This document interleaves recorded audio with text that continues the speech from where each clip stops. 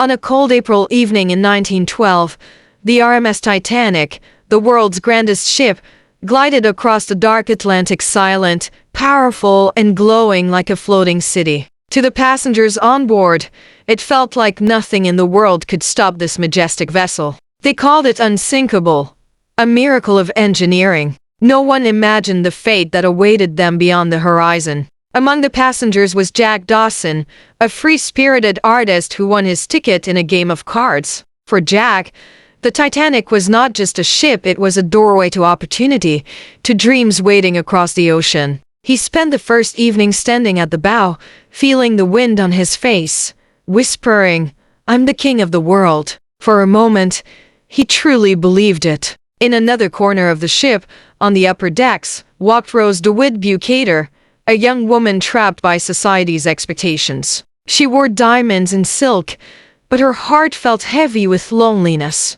Engaged to the wealthy but controlling Cal Hockley, she felt like a bird locked inside a golden cage. The Titanic, grand as it was, felt like a prison to her. Fate brought Jack and Rose together one night when Rose, overwhelmed by her life, stood at the edge of the ship, staring at the icy waves below. Jack saw her and rushed forward, pleading with her to step away. That moment changed everything. From that night onward, they discovered laughter, freedom, and a connection stronger than the world that tried to separate them. They explored the decks, shared stories under the stars, and danced in the lively third-class hall. Rose felt alive for the first time. Jack sketched her portrait, telling her she deserved a life where she could choose her own destiny. Their love grew like a fire, bright, fearless, unstoppable. But destiny had a different plan. On the night of April 14th, beneath a moonless sky, the Titanic sped forward at full speed.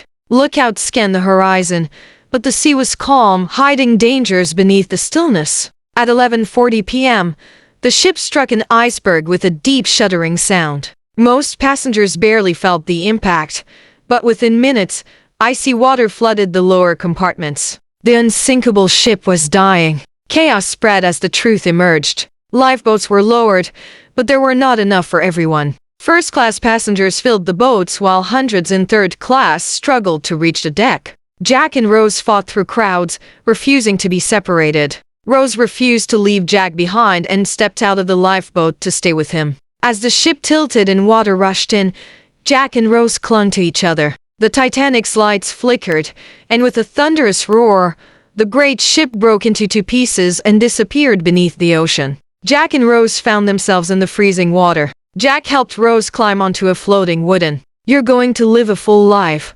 You'll die an old lady, warm in your bed." The Titanic sank, but their love became a story that time could never drown.